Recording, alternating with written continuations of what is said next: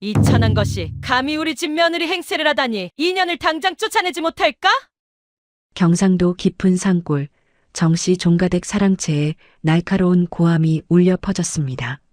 한양에서 내려온 신우이 정씨의 호통이었지요. 그 앞에는 남루한 옷을 걸친 여인 한 명이 고개를 숙인 채 서 있었습니다. 하지만 3년 뒤 이 비루한 겉모습의 여인이 천하다며 몰아세운 신우이를 무릎 꿇게 만들고 이 집안을 일으키는 귀인이 될 줄 누가 알았을까요? 도대체 이 여인의 정체가 무엇이었기에 그토록 천대받던 거지 며느리가 한 집안의 구원자가 되고 나아가 온 고을의 은인이 될 수 있었을까요? 영상 시청 전에 구독과 좋아요 부탁드립니다. 영상 시청하는 지역이 어디인지도 말씀해 주세요. 계신 곳에 늘 건강과 행운이 가득하시길 기도하겠습니다. 옛날 옛적 조선 중기 경상도 깊은 산골 마을에 정씨 종가댁이 있었습니다. 대대로 선비가 많이 나고 문장이 뛰어난 이들이 과거에 급제하여 벼슬길에 올랐던 뼈대 있는 집안이었지요. 하지만 세월이 흐르고 흐르다 보니 집안의 기세도 예전 같지 않았고 무엇보다도 가장 큰 근심거리는 바로 3대 독자 아들 정인수의 혼인 문제였습니다. 인수는 이미 31살, 조선시대에 30이 넘도록 장가를 못 간다는 것은 그야말로 집안의 치욕이자 대가 끊길 위기를 뜻하는 것이었으니 송씨 부인은 날마다 뒷산 칠성각에 올라 정화수를 떠놓고 간절히 빌었습니다.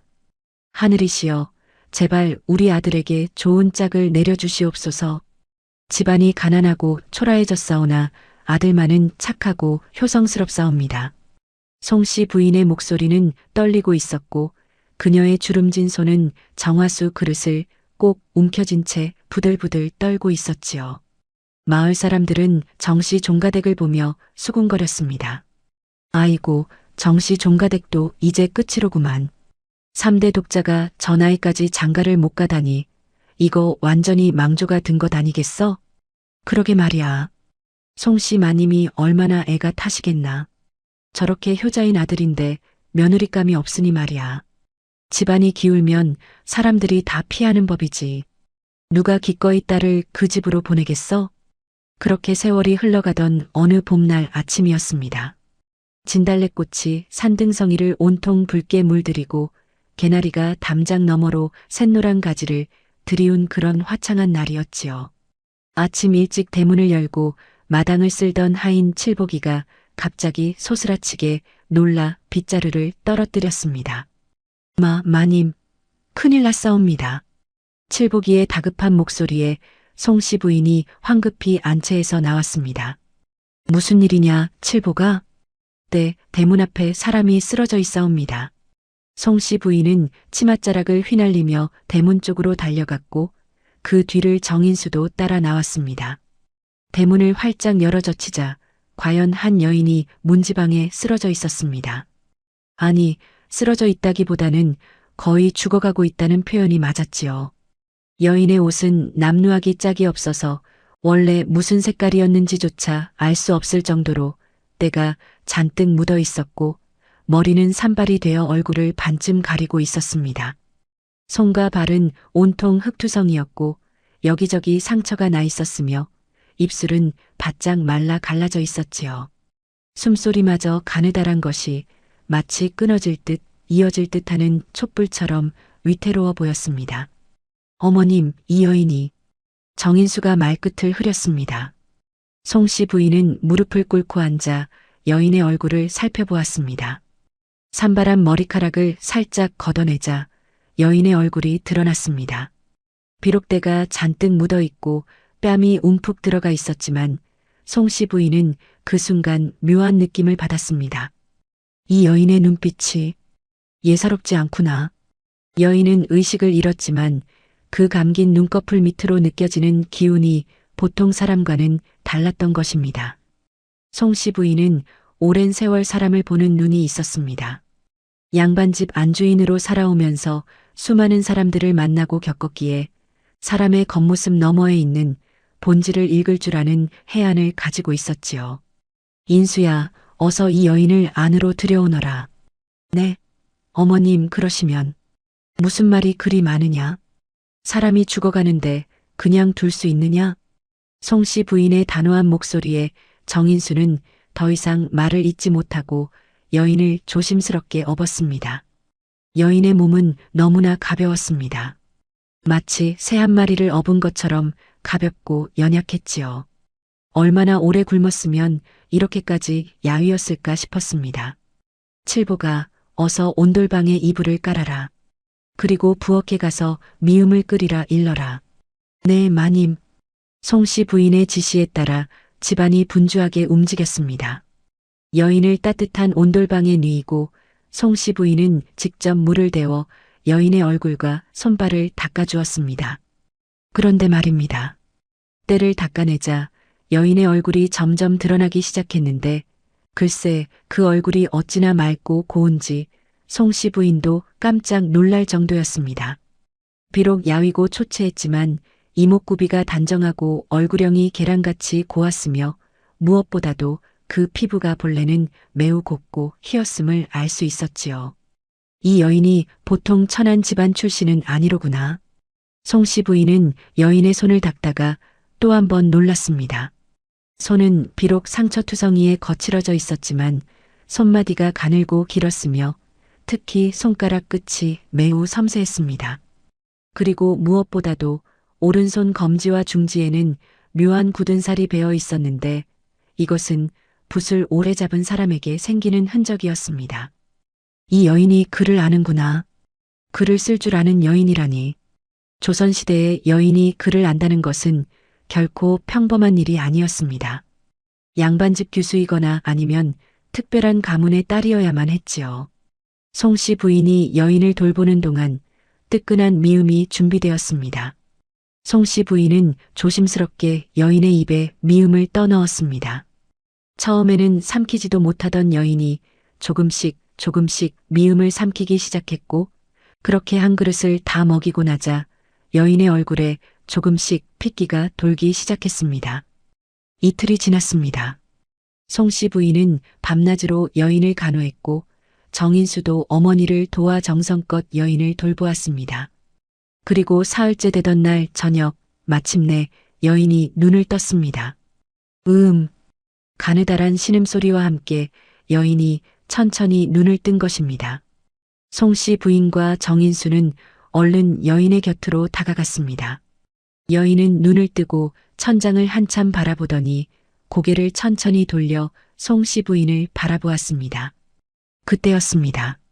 송 씨 부인은 여인의 눈을 보는 순간 자신의 직감이 틀리지 않았음을 확신했습니다. 여인의 눈은 맑고 깊었으며 무엇보다도 그 눈빛 속에는 말로 표현할 수 없는 슬픔과 동시에 강인함이 담겨 있었습니다. 저런 눈빛은 보통 사람에게서는 결코 볼 수 없는 것이었지요. 큰 시련을 겪었지만 그것을 이겨낸 사람 혹은 이겨내려고 애쓰는 사람의 눈빛이었습니다. 여기가 어디옵니까? 여인의 목소리는 쉬어 있었지만 그 말투가 또한 예사롭지 않았습니다. 사투리가 섞이지 않은 정갈한 한양 말씨였고 높임말을 쓰는 품이 교양 있는 가문 출신임을 말해주고 있었습니다.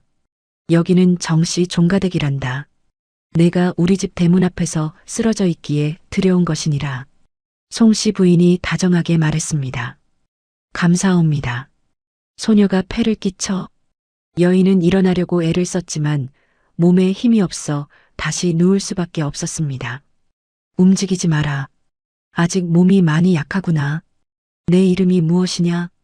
소녀는 옥년이라 하옵니다. 옥년이라. 참 고운 이름이로구나. 옥년아, 내가 어찌하여 우리 집 앞에서 쓰러지게 되었느냐? 송 씨 부인의 물음에 옥년은 잠시 망설였습니다. 그녀의 눈빛이 흔들리는 것을 송 씨 부인은 놓치지 않았습니다. 무언가 말하기 어려운 사연이 있음이 분명했지요. 소녀는 그저 떠돌던 몸이옵니다. 마침 이곳을 지나다가 기력이 다해 쓰러진 것이옵니다. 옥년의 대답은 짧았지만 송 씨 부인은 그 이면에 감춰진 깊은 사연이 있음을 느낄 수 있었습니다. 하지만 굳이 캐묻지 않았습니다. 누구에게나 말하고 싶지 않은 과거가 있는 법이니까요. 그렇구나. 이제는 걱정하지 마라. 몸을 추스를 때까지 여기서 쉬어가거라. 마님의 은혜 평생 잊지 못하옵니다. 옥년의 눈에 눈물이 글썽였습니다. 송씨 부인이 물러나고 정인수가 옥년에게 다가와 조심스럽게 물었습니다. 옥년 아가씨, 좀 어떠신지요? 도련님의 은혜도 감사하옵니다. 정인수는 옥년을 처음 본 순간부터 묘한 감정을 느꼈습니다. 비록 남루한 옷을 입고 초췌한 모습이었지만 그녀에게서는 설명할 수 없는 기품이 풍겼고 무엇보다도 그 맑은 눈빛이 정인수의 마음을 사로잡았던 것입니다. 며칠이 지나자 옥년은 조금씩 기력을 회복했습니다. 송씨 부인은 자신이 아끼던 옷을 꺼내어 옥년에게 입혔습니다. 깨끗한 옷을 입고 머리를 곱게 빗은 옥년의 모습은 그야말로 놀라웠습니다. 마치 귀한 가문의 규수처럼 단아하고 아름다웠으니까요. 옥년아, 이 옷을 바꿔라. 내가 젊었을 때 입던 옷인데 내게 주마. 마님, 이런 귀한 옷을 소녀가 어찌. 귀하다니 옷은 사람이 입으라고 있는 것이니라. 내가 입으면 그것으로 족하니라. 송씨 부인의 따뜻한 말에 옥년은 또 한 번 눈물을 흘렸습니다. 그리고 그날 저녁 정인수는 어머니 앞에 무릎을 꿇었습니다. 어머님, 소자가 한 가지 여쭈옵고자 하나이다. 무슨 말이냐, 인수야? 소자가 옥년을 아내로 맡고 싶사옵니다. 송씨 부인은 이미 예상하고 있던 말이었지만 막상 들으니 가슴이 두근거렸습니다. 아들이 평생 처음으로 어떤 여인을 향해 마음을 연 것이니까요. 송씨 부인은 아들의 눈을 바라보았습니다. 그 눈에는 진심이 담겨 있었고 간절함이 서려 있었습니다. 인수야, 내가 진심으로 그 아이를 아끼느냐? 그러하옵니다, 어머님. 소자는 옥년 아가씨를 처음 본 순간부터 이상한 느낌을 받았사옵니다. 저 여인이라면 평생을 함께 할 수 있을 것 같사옵니다. 송씨 부인은 잠시 생각에 잠겼습니다. 사실 옥년의 출신을 모르는 것도 문제였고 무엇보다도 친척들과 마을 사람들이 뭐라고 할지 뻔했습니다. 떠돌이 여인을 며느리로 맡는다니 정씨 종가의 채통이 말이 아니라고 수군거릴 것이 뻔했지요. 하지만 송씨 부인은 결심했습니다. 내가 보기에 저 아이는 보통 사람이 아니다. 비록 지금은 초라한 모습이지만 눈빛과 말투 그리고 손끝을 보니 귀한 가문 출신임이 분명하다. 무엇보다도 내 아들이 저렇게 간절히 원하는데 어미가 외면할 수 있겠는가. 좋다, 인수야. 어미가 허락하마. 어머님, 정말이옵니까? 정인수의 얼굴이 환하게 밝아졌습니다. 다만 집안 어른들을 설득하는 것은 쉽지 않을 것이니라. 각오를 하여라. 각오쯤이야 진작부터 하고 있사옵니다. 송씨 부인은 옥년을 불러 자신의 결정을 알렸습니다. 옥년아, 내가 우리 며느리가 되어주겠느냐? 옥년은 놀라 송씨 부인을 바라보았습니다. 마님. 소녀는 그저 떠돌던 몸이옵니다. 어찌 감히 이 집안의 며느리가 되겠사옵니까? 과거가 무엇이 중요하냐? 내가 보기에 너는 마음이 바르고 착한 아이다. 그것이면 충분하니라. 옥년의 눈에서 눈물이 주르륵 흘러내렸습니다. 마님, 소녀를 정말로 며느리로 받아주시겠사옵니까? 그렇다. 다만 한 가지 약속하여라. 이 집안을 위해 그리고 내 아들을 위해 최선을 다하겠다고. 옥년은 송씨 부인 앞에 무릎을 꿇고 깊이 절을 올렸습니다. 소녀 목숨 다하는 날까지 이 은혜를 잊지 않고 마님과 도련님을 섬기겠사옵니다. 그 목소리에는 진심이 담겨 있었고 송씨 부인은 그것을 느낄 수 있었습니다. 하지만 말입니다. 이 결정이 얼마나 큰 파동을 일으킬지 그리고 옥년이 감춘 정체가 무엇인지는 아직 아무도 몰랐습니다. 송씨 부인의 해안이 과연 옳았는지 아니면 큰 화를 자초한 것인지는 오직 시간만이 증명할 수 있는 일이었지요. 달빛이 정씨 종가댁의 마당을 비추고 저 멀리 산등성이에서는 두견새가 구슬프게 울고 있었습니다. 송씨 부인이 옥년을 며느리로 맞이하기로 결심한 지 사흘째 되던 날이었습니다. 한양에서 급히 내려온 가마 하나가 정씨 종가댁 대문 앞에 멈춰 섰습니다. 가마에서 내린 이는 바로 정인수의 누이 동생, 한양 부유한 약재 상인에게 시집간 정씨 부인이었습니다. 비단 치마 저고리를 입고 머리에는 값비싼 비녀를 꽂고 손에는 호박 놀이개를 주렁주렁 달고 나타난 그녀의 모습은 그야말로 화려했지요. 하지만 그 화려함 뒤에 숨겨진 오만함과 교만함은 말투에서 고스란히 드러났습니다. 어머니, 대체 무슨 일이시옵니까? 대문을 박차고 들어서자마자 정씨 부인의 날카로운 목소리가 집안을 찢었습니다. 송씨 부인이 안채에서 나와 딸을 맞이했습니다. 아니, 내가 웬일로 한양에서 내려왔느냐? 어머니, 소문을 들었사옵니다. 어머니께서 대문 앞에서 굶어 쓰러진 거지를 거두어 오빠의 아내로 삼으신다고요. 이게 대체 무슨 일이옵니까? 정씨 부인의 목소리는 온 마당에 울려 퍼졌고 그 소리에 옥년도, 정인수도 그리고 하인들까지 모두 몸을 움찔했습니다. 함부로 말하지 마라. 옥년이는 이제 우리 집 며느리가 될 사람이다. 송씨 부인의 단호한 목소리에도 불구하고 정씨 부인은 물러서지 않았습니다. 며느리라뇨? 어머니, 지금 정신이 있으시옵니까? 출신도 모르고 어디서 왔는지도 모르는 거지를 며느리로 맞으신다니 이것이 정씨 가문의 채통이옵니까? 채통보다 중요한 것은 사람의 마음이니라. 아이고, 이를 어찌합니까? 어머니께서 나이가 드시니 판단력이 흐려지신 게 분명하옵니다. 정씨 부인의 말은 점점 더 거칠어졌고 그 순간 옥년이 안채에서 조용히 나왔습니다. 정씨 부인은 옥년을 보자마자 눈을 크게 뜨고 위아래로 훑어보았습니다. 송씨 부인이 물려준 깨끗한 옷을 입고 머리를 단정히 빗은 옥년의 모습은 분명 아름다웠습니다. 하지만 정씨 부인의 눈에는 그것이 오히려 더 거슬렸던 것이지요. 오호, 이것이 그 거지 며느리로구나. 정씨 부인이 옥년에게 다가갔습니다. 그리고는 대놓고 손가락질을 하며 말했습니다. 이 천한 것이 감히 우리 집 문턱을 넘어 며느리 행세를 하겠다는 게냐? 옥년은 고개를 숙인 채 아무 말도 하지 않았습니다. 송씨 부인이 나서려 하자 옥년이 먼저 정씨 부인에게 깊이 절을 올렸습니다. 아가씨, 소녀 옥년이옵니다. 마님의 은혜로 이 집에 머물게 된 것을 송구스럽게 생각하옵니다. 옥년의 공손한 태도에도 불구하고 정씨 부인은 코웃음을 쳤습니다. 말은 그럴싸하게 하는구나. 출신이 어디냐? 부모는 누구이며 어느 가문 출신이냐? 소녀는 그저 떠들던 몸이옵니다. 그것 봐라. 떠들던 거지 아니냐? 어머니, 이런 여자를 오빠의 아내로 삼으시겠다니 제가 도저히 납득할 수 없사옵니다. 정씨 부인은 송씨 부인에게 달려가 치맛자락을 붙잡았습니다. 어머니, 제발 정신 차리시옵소서.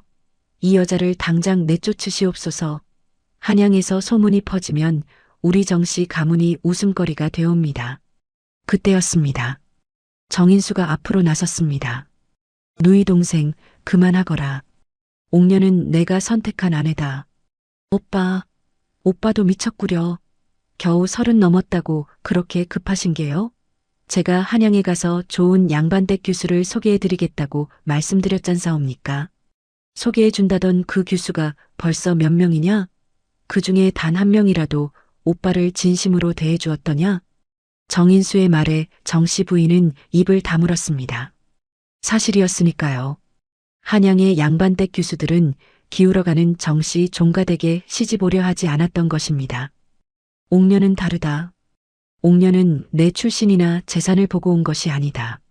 정인수의 말에 정씨 부인이 비웃었습니다. 허허, 출신이나 재산을 안 본다니 그것 참 우습군요. 거지가 무엇을 본단 말이옵니까? 당연히 먹고 살 곳이 필요했겠지요. 누이 동생?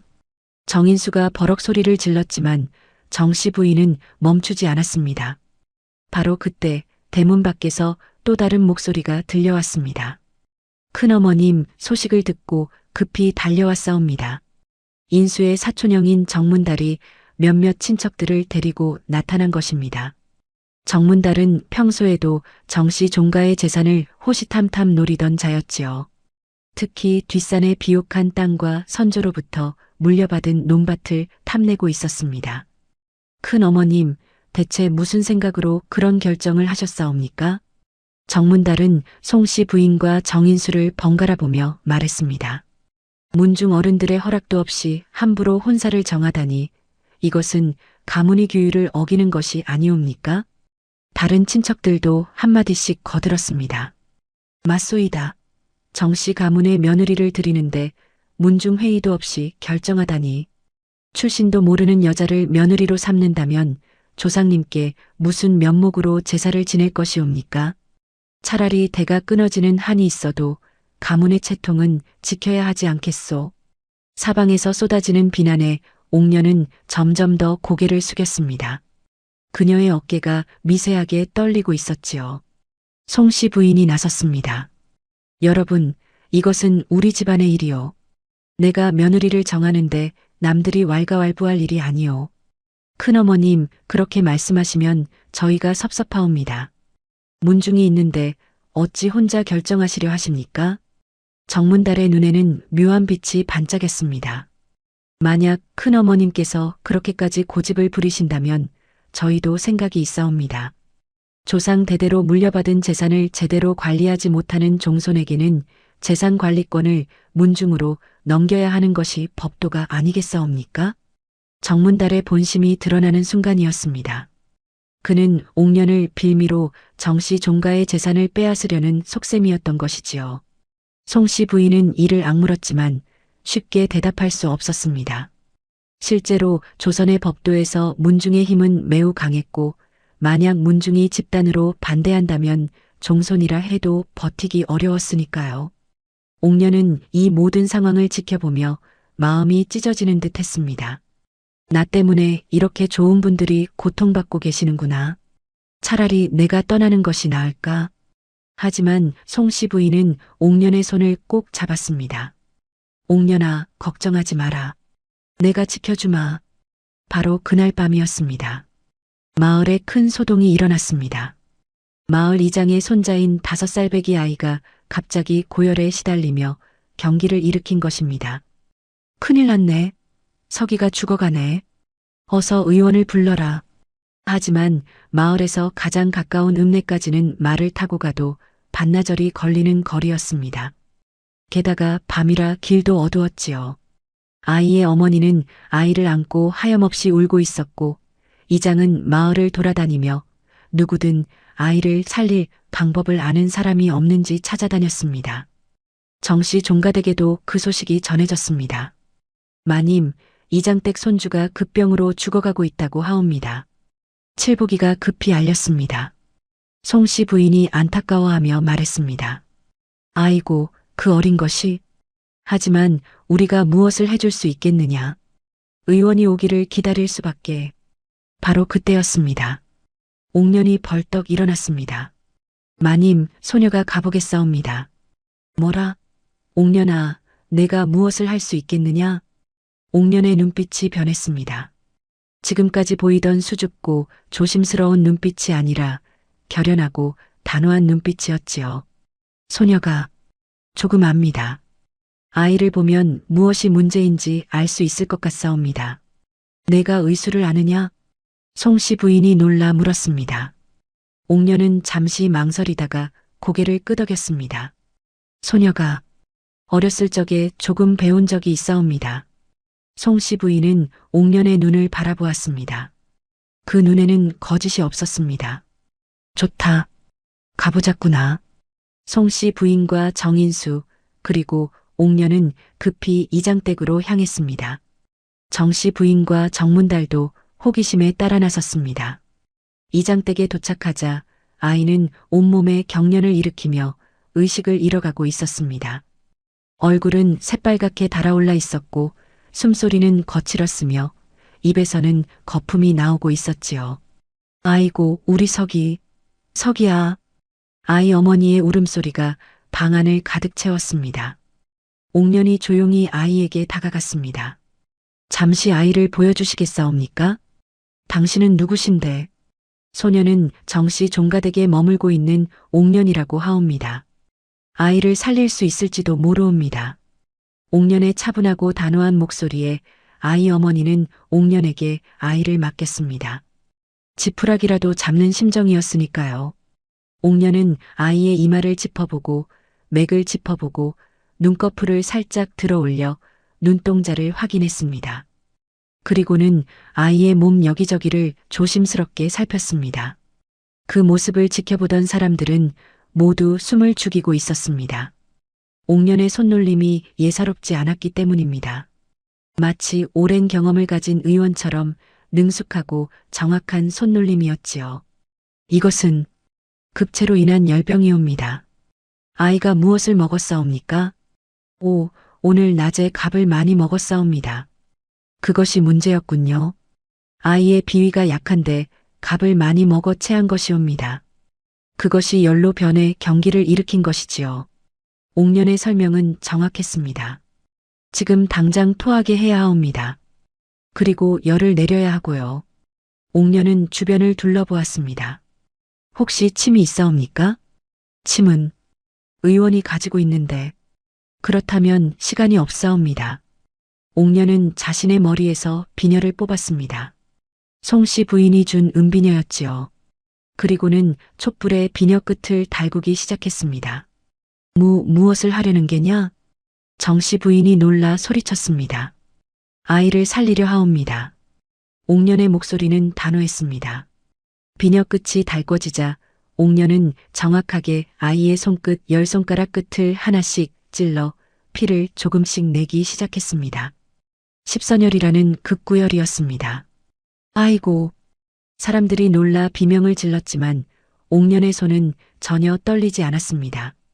그리고 놀라운 일이 벌어졌습니다. 피가 조금씩 나오자 아이의 경련이 조금씩 멈추기 시작한 것입니다. 옥년은 계속해서 아이의 몸 여러 곳의 혈자리를 눌러주었습니다. 이제 토하게 해야 하옵니다. 소금물을 끓여오시옵소서. 누군가 급히 소금물을 끓여왔고 옥년은 조심스럽게 아이의 입에 소금물을 넣어주었습니다. 그리고 아이의 목구멍을 자극하자 아이가 의획하며 먹었던 것들을 토해냈습니다. 토하고 나자 아이의 얼굴빛이 조금씩 돌아오기 시작했습니다. 석이야, 석이야. 아이 어머니가 아이를 안고 울었습니다. 옥년은 계속해서 아이의 등을 두드려주고 혈자리를 눌러주었습니다. 그렇게 한 식경 약 30분이 지나자 놀랍게도 아이가 눈을 떴습니다. 엄마, 석이야, 우리 석이. 아이 어머니는 옥년 앞에 무릎을 꿇고 절을 올렸습니다. 은인이시옵니다. 우리 아이를 살려주셨사옵니다. 이장도 달려와 옥년에게 깊이 절을 올렸습니다. 정씨 종가댁 세대께서 우리 손주를 살리셨구려. 이 은혜를 어찌 갚사옵니까? 그 자리에 있던 마을 사람들은 모두 놀라 옥년을 바라보았습니다. 저 여인이 거지였다고? 저런 신기한 솜씨를 가진 여인이? 송씨 부인도 놀라 며느리를 바라보았습니다. 정인수도 아내를 새로운 눈으로 보았습니다. 하지만 정씨 부인의 얼굴은 일그러져 있었습니다. 운이 좋았을 뿐이야. 정문달도 못마땅한 표정으로 중얼거렸습니다. 아무리 의술을 조금 안다 한들 출신이 천하다면 무슨 소용이 있겠소. 하지만 마을 사람들의 생각은 달랐습니다. 정씨 종가댁 세댁이 우리 아이를 살렸다네. 그 여인이 의술을 아는구만. 송씨 마님의 눈이 정말 높으셨네. 거지라고 손가락질했는데 알고 보니 귀한 분이셨구만. 소문은 순식간에 마을에 퍼졌습니다. 그날 밤 정씨 종가댁으로 돌아온 옥년은 송씨 부인 앞에 무릎을 꿇었습니다. 마님, 소녀가 숨긴 것이 있사옵니다. 말해보거라, 옥년아. 소녀는 어렸을 때부터 의술을 배웠사옵니다. 하오나 여자의 몸으로 의술을 배웠다는 것이 부끄러워 말씀드리지 못했사옵니다. 송씨 부인은 며느리의 손을 잡았습니다. 부끄러울 것이 무엇이 있느냐? 사람을 살리는 것보다 더 귀한 일이 어디 있겠느냐? 마님, 오늘 내가 한 일을 보니 내가 너를 며느리로 선택한 것이 틀리지 않았음을 알겠구나. 옥년의 눈에 눈물이 글썽였습니다. 하지만 옥년은 아직 자신의 정체를 완전히 밝히지 않았습니다. 자신이 선대 왕실 어이의 딸이라는 것, 그리고 정적의 모함으로 도망쳐야 했다는 것은 여전히 비밀로 남아 있었습니다. 달이 구름 뒤로 숨고 정씨 종가댁은 고요 속에 잠겼습니다. 하지만 정씨 부인과 정문달의 방에는 여전히 불이 켜져 있었고 그들은 무언가를 은밀히 의논하고 있었습니다. 저 여자를 반드시 내쫓아야 하오. 그렇소이다. 하지만 이제 마을 사람들이 저 여자를 칭송하고 있으니 함부로 건드리기 어려워졌소. 방법이 있을 것이오. 저 여자의 정체를 파헤치는 것이오. 분명 숨기고 있는 것이 있을 것이오. 두 사람의 눈에는 음험한 빛이 감돌고 있었습니다. 이장댁 손주 서기를 살린 사건 이후 옥년에 대한 마을 사람들의 태도가 완전히 달라졌습니다. 처음에는 정씨 종가댁에서 거지를 며느리로 들였다며 수군거리던 사람들이 이제는 정씨 종가댁 세댁께서 신기한 의술을 가지셨다더라며 입에 침이 마르도록 칭송하기 시작한 것이지요. 그리고 며칠 후 마을 건너편에 사는 최씨 부인이 정씨 종가댁을 찾아왔습니다. 송씨 마님, 패를 끼쳐 송구하옵니다만 최씨 부인의 얼굴에는 수심이 가득했습니다. 무슨 일이십니까, 최씨 댁? 사실은 소녀가 달거리가 석 달째 끊어졌사옵니다. 그런데 아이를 베지도 않은 것 같고 몸은 자꾸만 야위어만 가옵니다.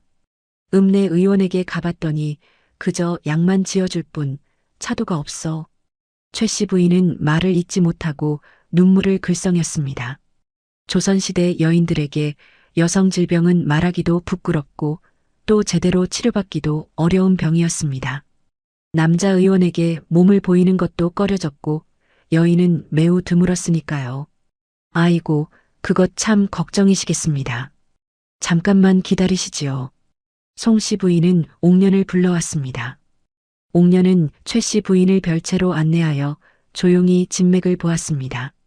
손목에 맥을 짚고 얼굴빛을 살피고 혀의 색깔을 확인하고 배를 조심스럽게 눌러보았지요. 마님, 이것은 어혈이 뭉쳐서 생긴 병이옵니다. 달거리가 제대로 나오지 못하고 몸속에 쌓여 있는 것이지요. 그렇다면 어찌해야 하옵니까? 옥년은 잠시 생각에 잠기더니 말했습니다. 침을 놓고 약을 써야 하옵니다. 하오나 마님께서 소녀를 믿어주신다면 소녀가 치료해 드리겠사옵니다. 믿고 말고요. 이장댁 손주를 살리신 분이신데 어찌 안 믿겠사옵니까? 옥년은 그날부터 최씨 부인을 치료하기 시작했습니다.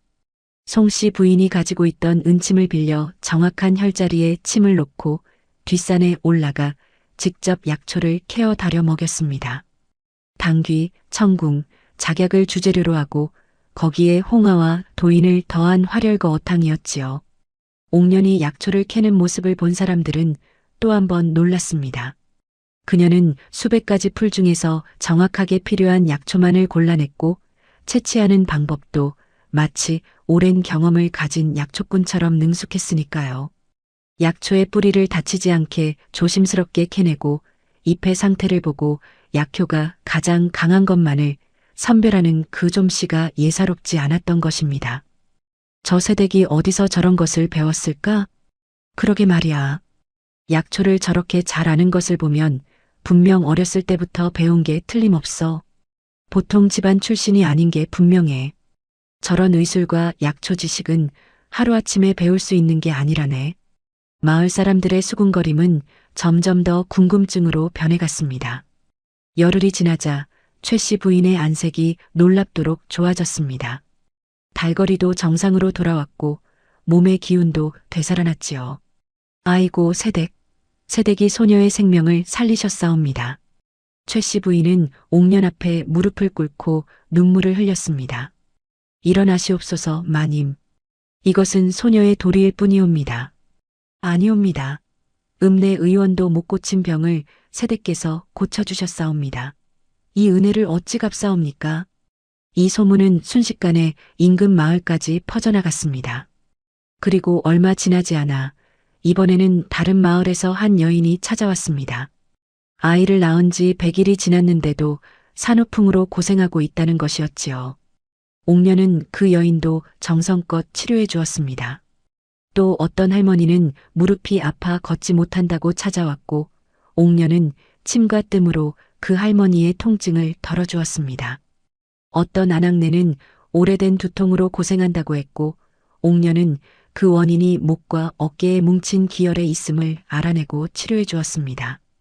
그렇게 한 달이 흐르자 정씨 종가댁 앞에는 옥년을 찾아오는 사람들의 발길이 끊이지 않았습니다. 특히 여인들의 질병을 치료하는 데 있어서 옥년의 실력은 가히 신이라 불릴 만했습니다. 남자 의원에게는 차마 말하기 어려운 부인병들을 옥년은 정확히 진단하고 치료했으니까요. 송씨 부인은 며느리를 자랑스럽게 바라보았습니다. 옥년아, 내가 정말 대단하구나. 어디서 이런 의술을 배웠느냐? 옥년은 잠시 머뭇거리다가 조심스럽게 입을 열었습니다. 소녀의 아버지께서 의원이셨사옵니다. 어렸을 때부터 아버지를 따라다니며 의술을 익혔사옵니다. 그렇구나. 내 아버지께서 훌륭한 의원이셨나 보구나. 송씨 부인은 더 이상 캐묻지 않았습니다. 옥년의 눈빛에서 깊은 슬픔을 읽었기 때문입니다. 하지만 한편으로 정씨 부인의 질투는 날이 갈수록 깊어져만 갔습니다. 저 여자가 사람들의 칭송을 받는 것을 보면 속이 뒤집어지는구려. 정씨 부인은 정문달을 은밀히 만나 불평을 토로했습니다. 저도 마찬가지옵니다. 저 여자 때문에 큰어머님께서 집안 재산을 더욱 굳게 지키고 계시니 제 계획이 틀어지고 말았사옵니다. 정문달의 눈에는 탐욕의 빛이 번뜩였습니다. 저 여자를 내쫓아야 하오. 하지만 이제는 마을 사람들이 모두 저 여자 편이니 쉽지 않을 것이오. 그렇다면 저 여자의 과거를 파헤치는 것은 어떻겠소? 정문달이 음흉한 미소를 지었습니다. 출신도 모르고 어디서 왔는지도 모르는 여자가 아니오. 분명 숨기고 있는 것이 있을 것이오. 혹시 죄를 짓고 도망친 것은 아닐까? 그것 좋은 생각이오. 정씨 부인의 눈이 반짝였습니다. 제가 한양에 사람을 보내 알아보겠소. 의술을 그렇게 잘 아는 여자라면 분명 어딘가에 흔적이 남아있을 것이오. 두 사람은 은밀히 계획을 짰습니다. 며칠 후 정씨 부인은 한양으로 사람을 보냈습니다. 의녀나 의원의 딸 중에서 행방이 묘연한 여인이 있는지 알아보라고 했지요. 한편 송씨 부인은 옥년과 정인수의 혼례를 준비하기 시작했습니다. 인수야, 다음 달 보름에 혼례를 올리자꾸나. 예, 어머니. 정인수의 얼굴이 환하게 밝아졌습니다. 송씨 부인은 정성껏 혼례 준비를 했습니다. 비록 집안 형편이 예전 같지 않았지만 며느리를 위해 가지고 있던 비단을 꺼내고 금패물을 준비했습니다. 하지만 정씨 부인은 이를 못마땅해 했습니다. 어머니, 그 귀한 것들을 저 여자에게 주신다는 말씀이옵니까? 당연하지 않느냐? 옥년이는 이제 우리 집 며느리가 될 사람이다. 아이고, 답답하옵니다. 어머니께서는 정말 저 여자에게 홀리신 것이옵니까? 정씨 부인이 소리를 질렀지만 송씨 부인은 단호했습니다. 다시는 그런 말하지 마라. 옥년이를 욕하는 것은 곧 나를 욕하는 것이니라. 그날 밤 정씨 부인은 정문달과 다시 만났습니다. 이대로는 안 되겠소. 혼례 전에 무슨 수를 써서라도 저 여자를 내쫓아야 하오. 한양에서 소식이 오기를 기다려야 할 것 같소. 만약 저 여자가 정말로 죄를 짓고 도망친 것이라면 관가에 고발할 수 있을 것이오. 만약 그렇지 않다면? 그렇다면 우리가 만들면 되지 않겠소? 정문달의 말에 정씨 부인이 놀라 그를 바라보았습니다. 무슨 말이오? 저 여자가 의술을 쓴다고 하지 않소? 만약 저 여자가 치료하던 환자가 갑자기 죽기라도 한다면 어찌 되겠소? 그것 참 대담한 생각이오. 정씨 부인의 눈에 음험한 빛이 감돌았습니다. 하지만 위험하지 않겠소? 사람을 죽인다는 것은 제가 직접 죽이는 것은 아니오. 그저 약에 무언가를 섞기만 하면 되는 것이지요. 그리고 그 책임을 저 여자에게 뒤집어 씌우는 것이요. 두 사람은 더욱 음흉한 계획을 꾸몄습니다. 마침 그때 인근 마을의 부유한 양반댁 마님이 병이 들었다는 소문이 들렸습니다. 김진사댁 부인이 오래된 기침으로 고생하고 있다는 것이었지요. 기회가 왔소이다. 정문달이 속삭였습니다. 김진사댁에 사람을 보내 정씨 종가댁의 새댁이 훌륭한 의술을 가졌다고 소문을 퍼뜨리시오. 그러면 분명 김진사댁에서 저 여자를 부를 것이요. 그리고 그때, 그렇소. 그때가 바로 기회요. 며칠 후 과연 김진사댁에서 사람이 왔습니다. 정씨 종가댁 새댁께서 의술이 뛰어나시다 들었사옵니다. 저희 마님께서 오랜 기침으로 고생하고 계시는데 혹시 진맥을 보러 오실 수 있으시겠사옵니까? 송씨 부인은 옥년을 바라보았습니다. 옥년아, 가보겠느냐? 예, 어머님. 소녀가 가보겠사옵니다. 옥년은 약상자를 챙겨 김진사댁으로 향했습니다. 정인수도 아내를 걱정하여 함께 따라 나섰지요. 김진사댁에 도착하자 김진사의 부인이 안채에 누워 있었습니다. 심하게 기침을 하고 있었고 얼굴은 창백했으며 숨을 쉴 때마다 가슴에서 쌕쌕 소리가 났습니다. 옥년은 정성껏 진맥을 보았습니다. 마님, 이것은 폐의 기가 약해져서 생긴 병이옵니다. 오랜 세월 냉기에 노출되어 폐가 손상된 것으로 보이옵니다. 그렇다면 고칠 수 있겠소? 김진사가 다급히 물었습니다. 시간이 걸리겠지만 치료할 수 있사옵니다. 먼저 폐를 따뜻하게 하는 약을 쓰고 기침을 먹게 하는 약을 더해야 하옵니다. 옥년은 약상자에서 약초들을 꺼내 배합하기 시작했습니다. 행인, 길경, 폐모, 자완. 정확한 비율로 약을 배합하는 그녀의 손놀림은 한치의 흔들림도 없었습니다. 하지만 옥년이 모르는 사이에 정문달이 매수한 김진사댁의 하인 하나가 부엌 구석에서 지켜보고 있었습니다. 저 여자가 약을 다릴 때 그때가 기회다. 하인은 품속에 작은 약봉지를 숨기고 있었습니다. 정문달이 준 독약이었지요. 그리 강한 독은 아니었지만 폐가 약한 사람이 먹으면 치명적일 수 있는 것이었습니다. 옥년은 약을 다리기 위해 부엌으로 갔습니다.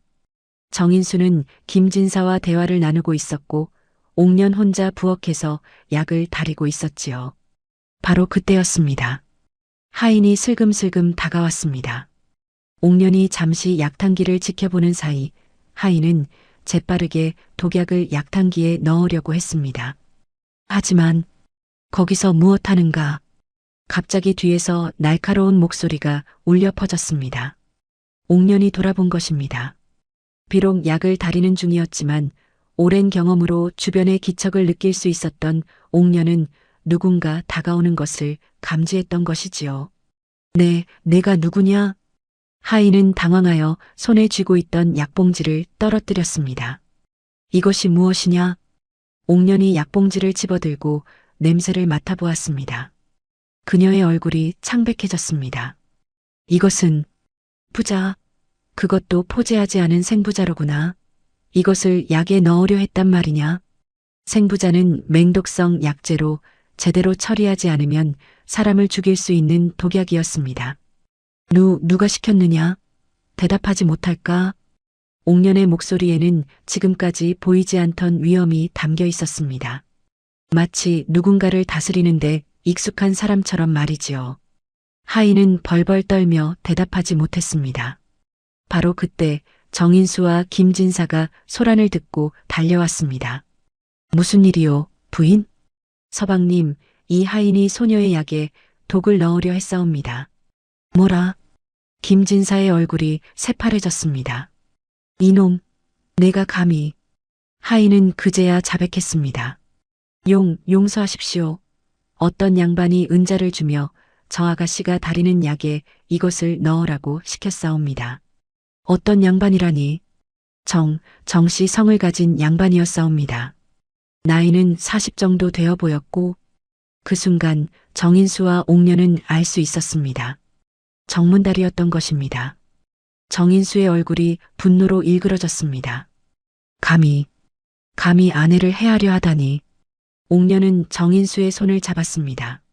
서방님, 진정하시옵소서. 일단 이 하인을 관가에 넘기고 배우를 밝혀야 하옵니다. 김진사도 크게 노했습니다. 당장 이놈을 관가에 끌고 가라. 우리 집에서 이런 일이 벌어지다니. 하인은 포박당에 끌려갔고 옥녀는 다시 정성껏 약을 다려 김진사 부인에게 먹였습니다. 그날 저녁 정씨 종가댁으로 돌아온 정인수는 분노를 참지 못하고 정문달을 찾아갔습니다. 사촌 형님, 나오시지요. 정문달은 당황한 표정으로 나왔습니다. 무슨 일이냐, 인수야? 형님께서 제 아내를 해하려 하셨다지요. 무슨 말이냐? 내가 언제? 김진사댁 하인이 자백했사옵니다. 형님께서 은자를 주고 제 아내의 약에 독을 넣어라 시켰다고 말이옵니다. 정문달의 얼굴이 창백해졌습니다. 그것은 오해다. 오해라뇨? 형님, 도대체 왜 이러시는 것이옵니까? 제 아내가 형님께 무슨 잘못을 했기에 목숨까지 해하려 하시는 것이옵니까? 정인수의 목소리에 눈물이 섞여 있었습니다. 송씨 부인도 이 소식을 듣고 크게 노했습니다. 문달, 내가 정말 그런 짓을 했느냐? 큰어머님, 저는 당장 이 집에서 나가라. 다시는 이 문을 밟지 마라. 송씨 부인의 호통에 정문달은 황급히 도망쳤습니다. 하지만 정씨 부인은 여전히 집에 남아 있었습니다. 그날 밤 정씨 부인의 방에서는 이를 가는 소리가 들렸습니다. 정문달, 그 무능한 놈, 이것도 제대로 못하다니. 정씨 부인은 여전히 포기하지 않았습니다. 한양에서 온 소식을 기다려야겠어. 분명 저 여자의 과거에 문제가 있을 것이야. 달빛도 없는 어두운 밤, 정씨 종가댁에는 불길한 기운이 감돌고 있었습니다. 옥녀는 혼자 마당에 서서 하늘의 별을 바라보았습니다. 언젠가는 제 정체가 밝혀질 것입니다. 그때 이 가족들은 소녀를 어떻게 생각하실까요? 옥년의 눈에 불안한 빛이 스쳤습니다. 정문달의 음모가 실패로 돌아간 지 보름이 지났습니다. 마을에는 이제 완연한 가을이 찾아왔고 산등성이마다 단풍이 붉게 물들어가고 있었습니다. 들녘에는 황금빛 벼이익이 고개를 숙이고 있었고 어디선가 타작하는 소리가 구수하게 들려왔지요. 정씨 종가댁에서는 정인수와 옥년의 혼례 준비가 한창이었습니다. 송씨 부인은 날마다 며느리를 위해 혼수를 정성껏 마련했고 마을 사람들도 하나둘씩 축하의 선물을 가지고 찾아왔습니다. 옥년이 치료해 준 사람들은 특히나 기쁜 마음으로 싸리며 배를 가져왔지요. 새댁, 소녀의 병을 고쳐주신 은혜를 잊지 못하겠사옵니다. 이것은 작은 정성이니 받아주시옵소서. 새댁 덕분에 우리 아이가 살았사옵니다. 이 은혜를 어찌 갚사옵니까? 옥녀는 그런 사람들을 보며 마음이 따뜻해졌지만 동시에 불안함도 느꼈습니다. 자신의 과거가 밝혀질까봐, 그리고 이 모든 행복이 한순간에 사라질까봐 두려웠던 것이지요. 그러던 어느 날 아침이었습니다. 한양에서 온 듯한 급한 발걸음의 말발굽 소리가 마을에 울려 퍼졌습니다. 말을 탄 사내 하나가 정씨 부인이 머물고 있는 별채로 급히 들어갔지요. 아가씨, 한양에서 소식을 가져왔사옵니다. 정씨 부인은 급히 문을 닫고 사내에게 물었습니다. 무슨 소식이냐? 저 여자의 정체를 알아냈느냐? 그것이? 사내는 품에서 서찰 하나를 꺼냈습니다. 한양의 여러 의원과 약방을 수소문한 결과 3년 전에 내의원에서 큰 사건이 있었다고 하옵니다. 내의원이라니, 궁궐의 내의원 말이냐? 정씨 부인의 눈이 커졌습니다. 그러하옵니다. 당시 선대 임금을 모시던 허어이라는 분이 계셨는데 그분이 정적의 모함을 받아 역적으로 몰려 사사되었다고 하옵니다. 허어이라. 그런데 그 허어이에게 딸이 하나 있었다고 하옵니다. 이름은 알 수 없으나 아버지에게 의술을 배웠고 특히 여성 질병에 능했다고 전해진답니다. 정씨 부인의 입가에 음흉한 미소가 떠올랐습니다. 그 딸이 어찌 되었느냐? 아버지가 사사된 후 행방이 묘연하다고 하옵니다. 혹자는 죽었다 하고 혹자는 도망쳤다고 하옵니다. 허, 그렇다면 저 옥년이라는 여자가 정씨 부인은 무릎을 쳤습니다. 역적의 딸이 아니냐? 역적의 혈육이 감히 우리 집안에 들어와 며느리 행세를 하고 있었던 것이로구나. 정씨 부인의 눈에는 광기 어린 기쁨이 어려 있었습니다. 더 알아본 것이 있느냐? 네, 허어이가 역적으로 몰린 것은 억울한 일이었다는 소문이 있사옵니다. 당시 권력을 잡고 있던 윤대감이 허어이를 제거하기 위해 꾸민 일이라는 소문이지요. 그것은 상관없다. 억울하든 말든 역적은 역적이다. 정씨 부인은 서찰을 품에 넣고 방을 나섰습니다. 그날 저녁 정씨 부인은 송씨 부인과 정인수 그리고 옥년을 사랑채로 불러 모았습니다. 어머니 그리고 오빠 제가 중대한 사실을 알아냈사옵니다. 정씨 부인의 목소리에는 승리의 기색이 역력했습니다. 무슨 말이냐? 송씨 부인이 불안한 표정으로 물었습니다. 저 여자 옥년의 정체 말이옵니다. 정씨 부인은 옥년을 손가락질하며 말했습니다. 저 여자는 역적의 딸이옵니다. 뭐라고? 정인수가 벌떡 일어섰습니다. 3년 전 선대 임금을 모시던 허어이라는 자가 역적으로 몰려 사사되었다고 합니다. 그런데 그 허어이에게 딸이 하나 있었는데 그 딸이 바로 저 옥년이라는 것이옵니다. 옥년의 얼굴이 창백해졌습니다. 송씨 부인도 놀라 며느리를 바라보았습니다. 옥년아, 이것이 사실이냐? 송씨 부인의 떨리는 목소리에 옥년은 고개를 숙였습니다. 어머님, 소녀가 말씀드리지 못한 것이 있사옵니다. 옥년의 눈에서 눈물이 주르륵 흘러내렸습니다. 소녀의 아버지는 내의원에서 선대 임금을 모시던 허어이였사옵니다. 그것 봐라, 역적의 딸이 아니냐? 정씨 부인이 소리쳤습니다. 하지만 옥년은 고개를 들고 단호하게 말했습니다. 하오나 아버님은 역적이 아니옵니다. 옥년의 목소리가 떨렸지만 그 안에는 확신이 담겨 있었습니다. 아버님께서는 평생을 백성들을 위해 의수를 펼치신 분이옵니다. 다만 당시 권력을 잡고 있던 간신들의 모함으로 억울하게 돌아가신 것이옵니다. 역적의 딸이 무슨 변명을 하는가? 역적은 역적이다. 정씨 부인은 송씨 부인에게 달려갔습니다. 어머니, 이제 아시겠사옵니까? 저 여자가 얼마나 강교한지 출신을 숨기고 우리 집안에 들어와 며느리 행세를 한 것이옵니다. 송씨 부인은 잠시 말이 없었습니다. 옥년을 바라보고 딸을 바라보고 다시 며느리를 바라보았습니다. 정인수가 앞으로 나섰습니다. 누이 동생, 그만하거라. 오빠, 아직도 저 여자를 믿으시렵니까? 저 여자는 역적의 딸이옵니다. 우리 집안에 역적의 혈육을 두면 우리도 역적이 될 수 있사옵니다. 정씨 부인의 말에는 일리가 있었습니다. 조선시대에는 연좌제가 있어서 역적의 가족이나 친척들까지도 처벌을 받는 경우가 많았으니까요. 어머니, 제발 정신 차리시옵소서. 당장 저 여자를 내쫓으시옵소서. 아니면 관가에 고발해야 하옵니다. 송씨 부인은 옥년에게 다가갔습니다. 옥년아, 내 아버지가 정말 역적이었느냐? 아니옵니다, 어머님. 옥년은 눈물을 흘리며 말했습니다. 아버님은 평생 선량한 의원이셨사옵니다. 선대 임금께서 편찮으실 때 아버님께서 정성껏 치료하여 임금님의 병을 낫게 하셨사옵니다. 옥년은 떨리는 목소리로 계속 이어갔습니다. 하오나 당시 권력을 잡고 있던 윤대감이 아버님을 시기하였사옵니다. 윤대감은 자신의 일족을 내의원에 앉히고 싶어 했고 아버님을 제거하기 위해 모함을 꾸민 것이옵니다. 무슨 모함이었느냐? 송씨 부인이 조용히 물었습니다. 아버님께서 임금님을 독살하려 했다는 거짓 고변이었사옵니다. 하오나 그것은 완전한 거짓이었사옵니다. 아버님께서는 오히려 임금님의 목숨을 구하신 분이옵니다. 증거가 있느냐? 증거는 옥년은 말을 잇지 못했습니다. 사실 그녀에게는 증거가 없었습니다.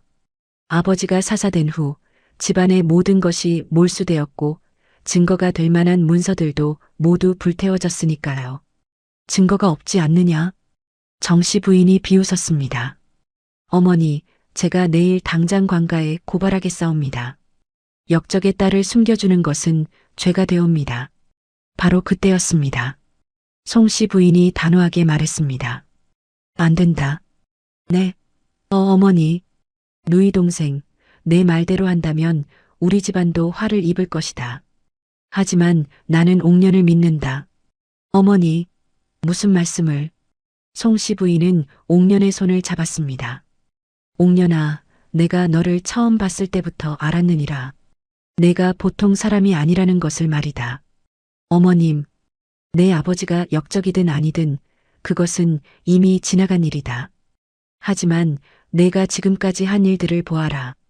죽어가던 아이들을 살렸고 고통받던 여인들을 치료했으며 마을 사람들에게 희망을 주었느니라. 송씨 부인의 목소리는 떨렸지만 단호했습니다. 역적의 딸이 그런 선한 일을 할 수 있겠느냐? 내 아버지도 분명 선한 분이었을 것이다. 어머님, 옥년은 송씨 부인의 품에 안겨 울었습니다. 정인수도 아내의 손을 잡았습니다. 부인, 나도 당신을 믿소. 당신은 결코 나쁜 사람이 아니오. 서방님, 당신의 아버지가 억울하게 돌아가셨다면 언젠가는 그 억울함이 풀릴 날이 올 것이오. 그때까지 내가 당신을 지키겠소. 정씨 부인은 믿을 수 없다는 듯이 세 사람을 바라보았습니다. 어머니, 오빠, 정신 차리시옵소서. 저 여자는 역적의 딸이옵니다. 다시는 그런 말하지 마라. 송씨 부인의 목소리는 냉랭했습니다. 옥년이는 역적의 딸이 아니라 억울하게 돌아가신 의원의 딸이다. 그리고 무엇보다도 이제 우리 집안의 며느리다. 아이고, 답답하옵니다. 정씨 부인은 방을 박차고 나갔습니다. 그날 밤 정씨 부인은 몰래 마을을 빠져나가 읍내 관하로 향했습니다. 좋다. 어머니와 오빠가 저 여자를 지키려 한다면 내가 직접 관가에 고발하겠다. 다음 날 아침 관아의 포졸들이 정씨 종가댁으로 들이닥쳤습니다. 관의 명이다. 역적의 딸 옥년을 잡아들이라. 송씨 부인과 정인수는 깜짝 놀라 마당으로 나왔습니다. 이게 무슨 일이오? 역적커 어이의 딸이 이 집에 숨어 있다는 고변이 들어왔소. 당장 내놓으시오. 포졸들이 안채로 들어가려 하자 송씨 부인이 앞을 막아섰습니다. 안 됩니다. 내 며느리는 역적의 딸이 아니옵니다. 비키시오. 관의 명을 거역하면 같이 잡아들릴 것이오. 바로 그때 옥년이 안채에서 나왔습니다. 소녀가 바로 옥년이옵니다. 옥년아. 송씨 부인이 며느리를 붙잡으려 했지만 옥년은 조용히 고개를 저었습니다. 어머님, 괜찮사옵니다. 소녀가 가겠사옵니다. 안 된다. 내가 무슨 죄를 지었다고. 정인수도 아내를 막아섰습니다. 부인을 데려가려면 나를 먼저 죽이시오. 서방님, 어머님, 소녀는 괜찮사옵니다. 옥년의 눈빛은 맑았습니다. 소녀에게는 죄가 없사옵니다. 아버님께서도 죄가 없으셨사옵니다. 그것을 증명해 보이겠사옵니다. 옥년은 포졸들에게 자진해서 따라갔습니다. 옥년아, 옥년아. 송씨 부인의 울음소리가 마당에 울려 퍼졌습니다. 관아로 끌려간 옥년은 사또 앞에 무릎을 꿇었습니다. 내가 역적 허어이의 딸이냐? 그러하옵니다. 허어이는 선대 임금을 독살하려 한 역적으로 이미 사사되었다. 역적의 딸인 내가 어찌하여 신분을 숨기고 양반댁에 들어갔느냐? 사또 소녀의 아버지는 역적이 아니옵니다. 옥년의 목소리는 단호했습니다. 아버님께서는 평생 백성을 위해 의술을 펼치신 분이옵니다. 다만 권신들의 모함으로 억울하게 돌아가신 것이옵니다. 증거가 있느냐? 지금 당장은 없사옵니다. 사또는 옥년을 차갑게 바라보았습니다. 증거도 없이 무슨 소리냐? 역적의 딸은 벌을 받아야 하느니라. 일단 옥에 가두어라. 한양에 보고하여 처분을 기다리겠다. 옥년은 포박당에 옥으로 끌려갔습니다. 소식을 들은 송씨 부인과 정인수는 관아로 달려갔습니다. 사또, 제발 우리 며느리를 풀어주시옵소서. 며느리라니, 역적의 딸을 며느리로 삼다니, 당신들도 정신이 없소? 사또, 옥녀는 죄가 없사옵니다. 그 아비의 죄와 딸이 무슨 상관이옵니까? 정인수가 애원했습니다. 역적의 딸은 연자죄로 처벌받는 것이 법도다. 물러가시오. 송씨 부인과 정인수는 관아 앞에 주저앉아 울었습니다. 마을 사람들도 소식을 듣고 놀랐습니다. 정씨 종가댁 세댁이 역적의 딸이었다니. 하지만 저 아가씨가 우리 아이들을 살려주지 않았나?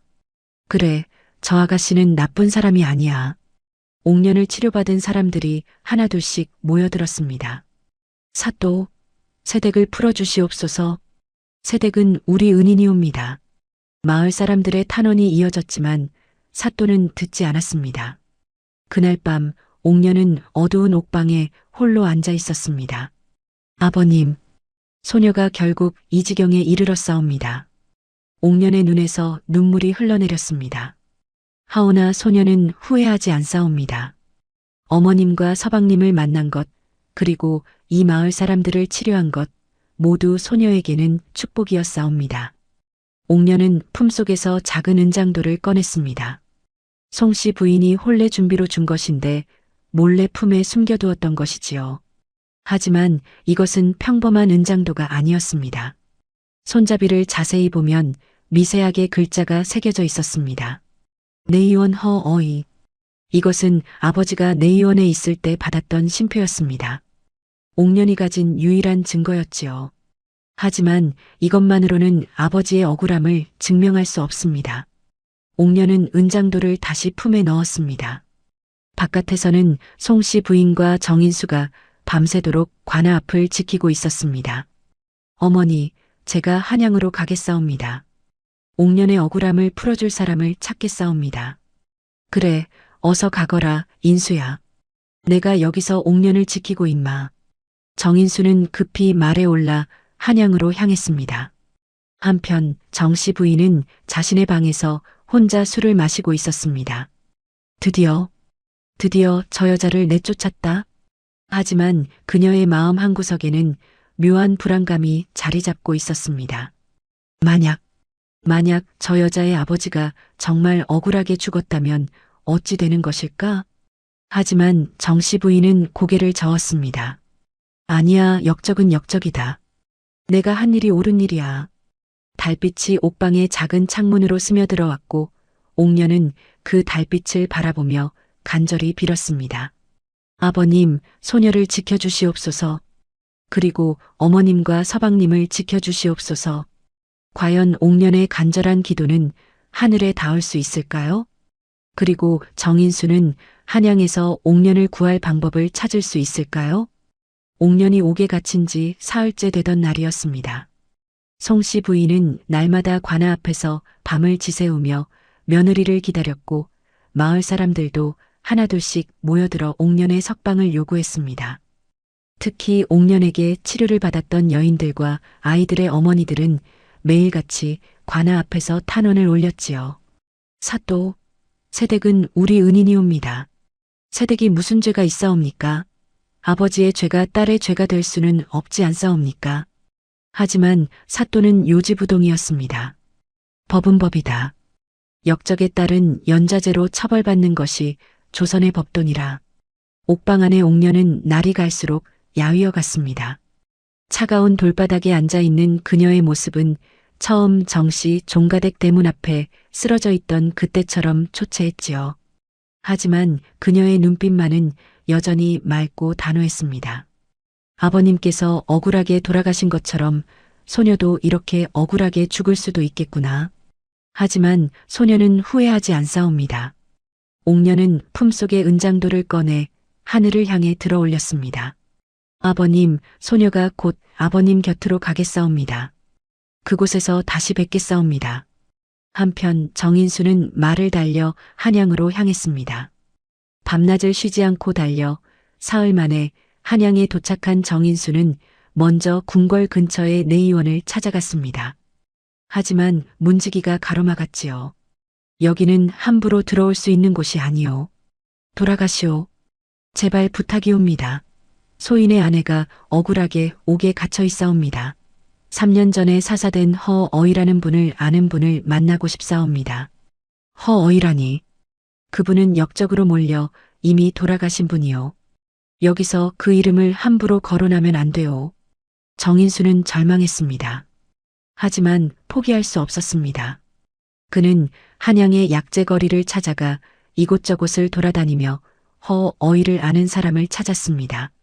며칠을 굶으면서도 잠도 제대로 자지 않으면서도 정인수는 포기하지 않았지요.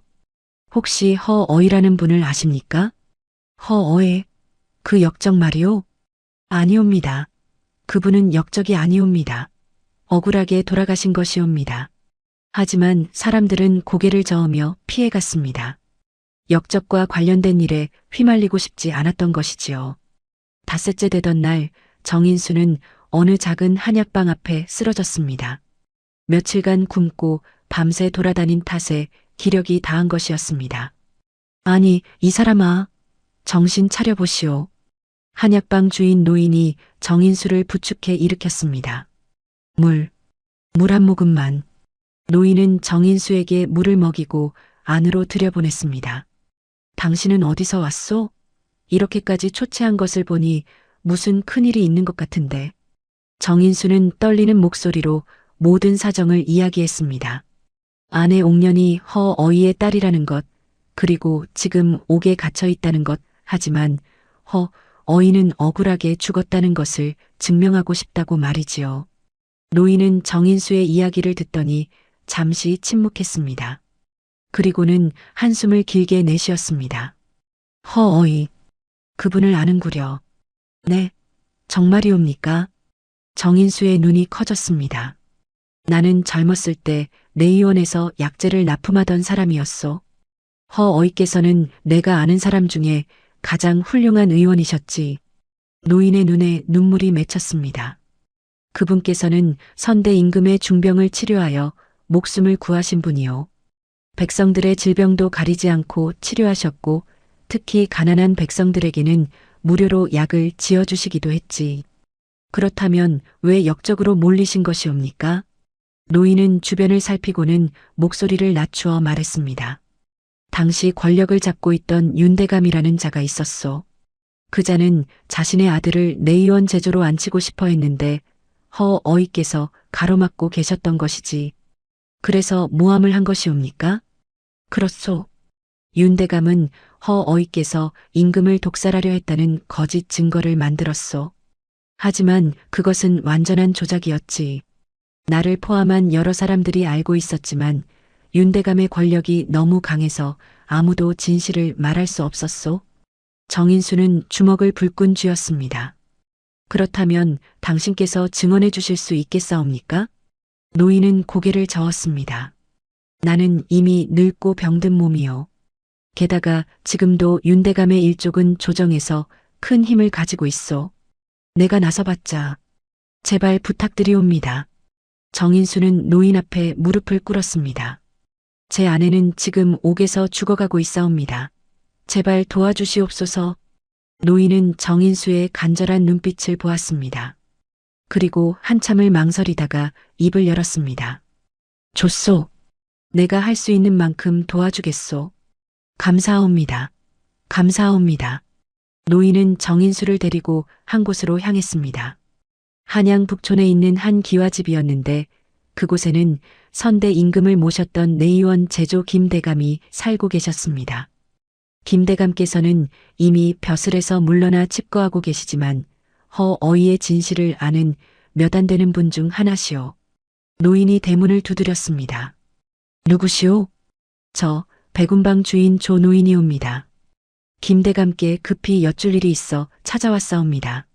잠시 후 대문이 열렸고 머리가 희끗희끗한 노인이 나타났습니다. 비록 나이가 들었지만 그 눈빛만은 여전히 날카롭고 지혜로웠지요. 조노인이 아니오? 웬일로 여기까지 왔소? 대감마님, 급한 일이옵니다. 안으로 들어가 말씀드려도 되겠사옵니까? 김대감은 두 사람을 안으로 들였고 정인수는 다시 한번 모든 사정을 이야기했습니다. 김대감은 이야기를 듣더니 눈을 감고 한참을 생각했습니다. 허어이의 딸이라. 그 아이가 살아있었구나. 대감께서도 허어이를 아십니까? 아는 정도가 아니지. 허어이는 나의 가장 친한 벗이었소. 김대감의 눈에서 눈물이 흘러내렸습니다. 그 친구가 억울하게 죽는 것을 지켜만 봐야 했던 것이 평생의 한이었소. 내가 그때 조정에서 물러나 버린 것도 그 때문이었지. 그렇다면 대감께서 증언해 주실 수 있겠사옵니까? 김대감은 고개를 끄덕였습니다. 이제는 늙어서 두려울 것도 없소. 윤대감의 일족이 뭐라 하든 진실은 밝혀져야 하오. 김대감은 서재로 가서 오래된 상자를 하나 꺼냈습니다. 이것은 허어이가 선대 임금을 치료할 때 썼던 처방전과 진료 기록이요. 내가 몰래 보관하고 있었던 것이지. 상자를 열자 그 안에는 정성스럽게 쓴 한글과 한문으로 된 문서들이 가득했습니다. 이것을 보면 허어이가 얼마나 정성껏 임금을 치료했는지 알 수 있소. 독사를 시도했다는 것은 완전한 거짓이요. 김대감은 또 다른 문서를 꺼냈습니다. 그리고 이것은 당시 윤대감이 내의원의 관리들에게 뇌물을 주며 위증을 강요한 증거요. 내가 은밀히 확보해 둔 것이요. 정인수는 감격하여 김대감 앞에 무릎을 꿇었습니다. 대감마님, 이 은혜를 어찌 갚사옵니까? 은혜라니, 이것은 내가 친구를 위해 그리고 정의를 위해 해야 할 일이었소. 김대감은 즉시 수행원들을 모았습니다. 당장 말을 준비하라. 우리는 경상도로 떠날 것이다. 네, 대감마님, 대감마님의 연세에. 상관없다. 친구의 딸이 억울하게 죽게 생겼는데 어찌 가만히 있을 수 있겠느냐. 김대감은 또한 조 노인과 함께 당시 내의원에서 일했던 사람들을 급히 불러 모았습니다. 그들 중 몇몇은 여전히 한양에 살고 있었고 허어이의 억울함을 증언할 준비가 되어 있었습니다. 우리 모두 가자. 이제는 진실을 밝힐 때가 왔다. 김대감과 정인수 그리고 증인 5명은 급히 말에 올라 경상도를 향해 달렸습니다. 밤낮을 쉬지 않고 달려 나흘 만에 정인수의 고향 마을에 도착했습니다. 마을 사람들은 큰 행렬을 보고 놀랐습니다. 저게 누구신가? 한양에서 오신 대감 나리신 것 같은데. 송씨 부인도 소식을 듣고 급히 나왔습니다. 인수야, 내가 돌아왔구나. 어머니, 제가 증인을 모셔왔사옵니다. 정인수는 김대감을 송씨 부인에게 소개했습니다. 이분께서 선대 임금을 모셨던 내의원 제조 김대감이십니다. 네, 대감마님. 송씨 부인은 황급히 절을 올렸습니다. 어르신, 제발 저희 며느리를 살려주시옵소서. 걱정 마시오. 내가 모든 것을 밝히겠소. 김대감 일행은 즉시 관아로 향했습니다. 관아 앞에는 여전히 마을 사람들이 모여 있었고 옥년의 석방을 요구하고 있었습니다. 사또, 문을 여시오. 김대감의 우렁찬 목소리에 관아의 문이 열렸습니다. 사또가 황급히 나왔습니다. 누구시오? 나는 선대 임금을 모셨던 내의원 제조 김용진이요. 네, 김대감. 사또의 얼굴이 새하얗게 질렸습니다. 김대감의 명성은 조정에까지 자자했으니 시골의 작은 관아 사또가 모를 리 없었습니다. 지금 당장 옥년이라는 여인을 데려오시오. 하오나 그 여인은 역적의 딸로. 역적의 딸이라니. 감히 누가 허어이를 역적이라 하였느냐. 김대감의 호통에 사또는 바닥에 엎드렸습니다. 소인이 그저 조정의 기록에 그 기록이 거짓이었다는 것을 내가 증명하러 왔소. 당장 그 여인을 데려오지 못할까? 포졸들이 급히 옥으로 달려가 옥년을 데려왔습니다. 옥년은 사흘간 옥에 갇혀 있어 매우 초췌한 모습이었습니다. 하지만 김대감을 보는 순간 그녀의 눈이 커졌습니다. 김대감 어르신. 내가 허어이의 딸이로구나. 김대감은 옥년에게 다가가 그녀의 얼굴을 자세히 보았습니다. 그렇구나. 눈빛이 꼭 내 아버지를 닮았구나. 대감 어르신, 소녀를 아십니까? 아는 정도가 아니지. 내 아버지는 나의 가장 친한 벗이었단다. 내가 어렸을 때 한 번 본 적이 있지. 그때 내가 아버지 곁에서 약초를 정리하고 있었지. 옥년의 눈에서 눈물이 쏟아졌습니다. 아버님, 아버님께서 내 아버지는 역적이 아니다. 김대감의 목소리가 관아 전체에 울려 퍼졌습니다. 허어이는 선대 임금의 목숨을 구한 충신이었소. 다만 간신 윤대감의 모함으로 억울하게 돌아가셨을 뿐이요. 김대감은 품에서 문서들을 꺼냈습니다. 이것이 증거요. 이것은 허어이가 임금을 치료하며 남긴 진료 기록이요. 그리고 이것은 윤대감이 관리들에게 뇌물을 주고 위증을 강요한 증거요. 사또는 문서들을 살펴보았습니다. 그의 얼굴이 점점 창백해졌습니다. 그리고 여기 있는 사람들은 모두 당시를 증언할 수 있는 증인들이요. 조 노인을 비롯한 5명의 증인들이 앞으로 나섰습니다. 저희는 당시 내의원에서 일했던 사람들이옵니다. 허어이께서는 결코 역적이 아니었사옵니다. 허어이께서는 가장 훌륭한 의원이셨고 백성을 사랑하는 분이셨사옵니다. 윤대감이 모함을 꾸민 것을 저희 모두 알고 있었사옵니다. 증인들의 증언이 이어졌고 마을 사람들도 모두 옥년을 향해 외쳤습니다. 새댁은 우리 은인이옵니다. 새댁은 역적의 딸이 아니옵니다. 사또는 더 이상 버틸 수 없었습니다. 알겠소이다. 즉시 옥년을 석방하겠소이다. 옥년의 포박이 풀렸고 그녀는 자유의 몸이 되었습니다. 송씨 부인이 달려와 며느리를 꽉 껴안았습니다. 옥년아, 우리 며느리. 어머님, 정인수도 아내를 안았습니다. 부인, 이제 괜찮소? 당신의 아버지가 억울하게 돌아가셨다는 것이 밝혀졌소. 옥년은 두 사람의 품에서 한참을 울었습니다. 김대감이 옥년에게 다가왔습니다. 아이야, 내 아버지께서 살아계셨다면 얼마나 자랑스러워 하셨을까. 내가 아버지의 의술을 이어받아 백성들을 치료하고 있다니 말이다. 대감 어르신 감사합니다.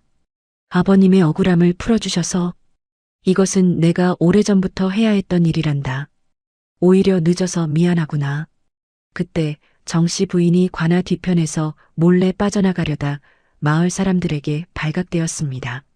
저기 정씨 종가댁 딸이다. 저 여자가 새댁을 무고한 거 아니냐? 마을 사람들이 정씨 부인을 둘러쌌습니다. 김대감이 정씨 부인을 향해 물었습니다. 내가 무고한 자냐? 정씨 부인은 바닥에 엎드렸습니다. 용서하여 주시옵소서. 소녀가 질투심으로 무고한 사람을 죽일 뻔했단 말이냐? 송씨 부인이 딸에게 다가갔습니다. 내가 정말 그런 일을 저질렀느냐? 어머니. 소녀가 잘못했사옵니다. 송씨 부인은 딸의 뺨을 후려쳤습니다. 내가 너를 그렇게 키우지 않았다. 어찌 이렇게 악독한 일을 할 수 있느냐? 정씨 부인은 옥년 앞으로 기어갔습니다. 옳게 제발 용서해 주시옵소서. 제가 미쳤었사옵니다. 옥년은 정씨 부인을 내려다보았습니다. 그리고는 조용히 말했습니다. 일어나시옵소서. 옳게. 소녀는 아가씨를 원망하지 않사옵니다. 다만 다시는 이런 일이 없기를 바랄 뿐이옵니다. 옥년의 너그러움에 마을 사람들은 감탄했습니다. 김대감도 고개를 끄덕였습니다. 역시 허어이의 딸답구나. 내 아버지도 그렇게 너그러운 분이셨지.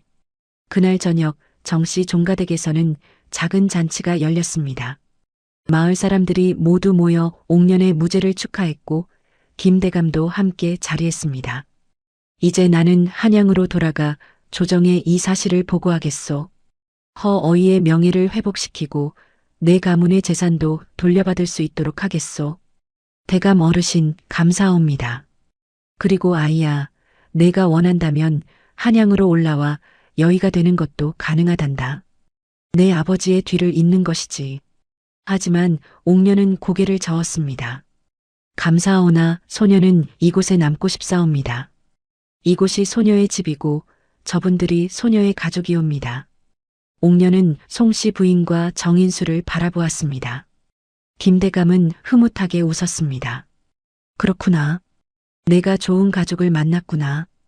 달빛이 정씨 종가댁을 환하게 비추었고 사람들의 웃음소리가 밤하늘에 울려 퍼졌습니다. 옥녀는 하늘의 별을 바라보며 속으로 말했습니다. 아버님, 보고 계십니까? 소녀가 이렇게 행복하답니다. 그리고 아버님의 억울함도 풀렸답니다. 송씨 부인은 며느리의 손을 꼭 잡았습니다. 옥녀나 고생 많았구나. 아니옵니다, 어머님. 어머님께서 소녀를 믿어주셨기에 이 모든 것이 가능했사옵니다. 내 눈이 틀리지 않았구나. 내가 훌륭한 며느리라는 것을 처음부터 알았단다.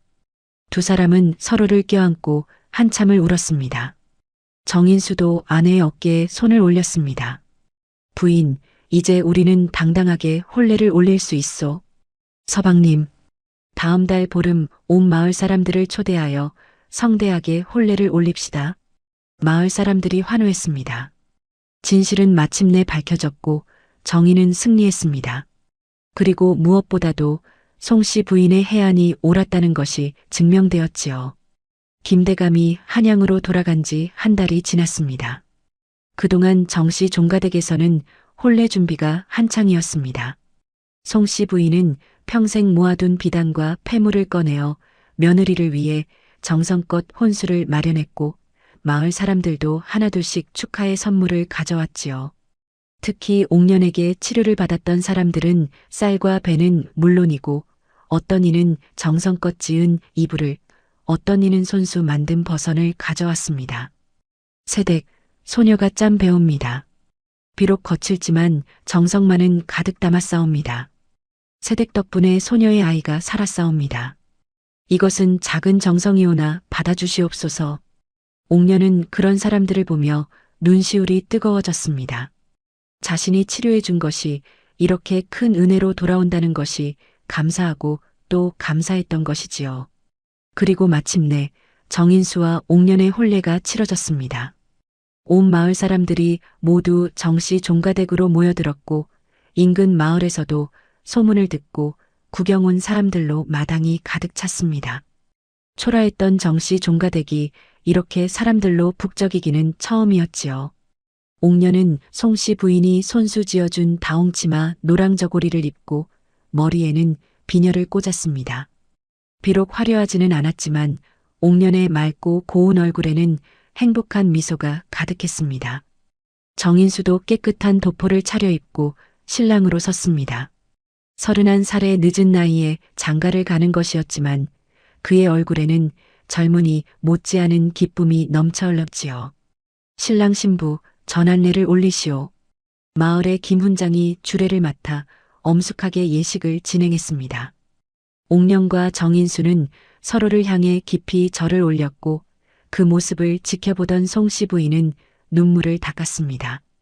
아이고, 우리 인수가 드디어 장가를 가는구나. 며느리도 이렇게 훌륭한 아이를 얻었으니 이제 죽어도 여한이 없겠구나. 마님, 무슨 말씀을 그리 하십니까? 이제 손주를 보셔야지요. 마을 아낙네들이 웃으며 말했습니다. 혼례가 끝나고 잔치가 시작되었습니다. 송씨 부인이 비록 집안 형편이 넉넉지 않았지만 그래도 마을 사람들을 위해 떡과 막걸리를 푸짐하게 준비했습니다. 사람들은 술잔을 기울이며 정씨 종가댁의 경사를 축하했지요. 송씨 마님께서 참으로 해안이 있으신 분이십니다. 그러게 말입니다. 처음에 거지 며느리를 드린다고 했을 때는 모두들 말렸는데 알고 보니 그 며느리가 명의의 딸이었지 않습니까? 게다가 의술도 뛰어나시니 정씨 종가댁에 큰 복이 들어온 것이옵니다. 정씨 부인은 구석에 조용히 앉아 이 모든 광경을 지켜보고 있었습니다. 그녀의 마음속에는 후회와 부끄러움이 가득했지요. 자신이 얼마나 어리석었는지 그리고 질투심에 눈이 멀어 얼마나 악한 일을 저질렀는지 뼈저리게 깨닫고 있었습니다. 옥년이 그녀에게 다가왔습니다. 아가씨, 이 자리에 함께 해주셔서 감사합니다. 옳게, 내가 그렇게 못되게 굴었는데 어찌, 다 지난 일이옵니다. 이제는 한 가족이니 서로 화목하게 지내길 바랄 뿐이옵니다. 옥년의 너그러움에 정씨 부인은 눈물을 흘렸습니다. 옳게, 정말 미안하오. 내가 너무 어리석었소. 일어나시옵소서.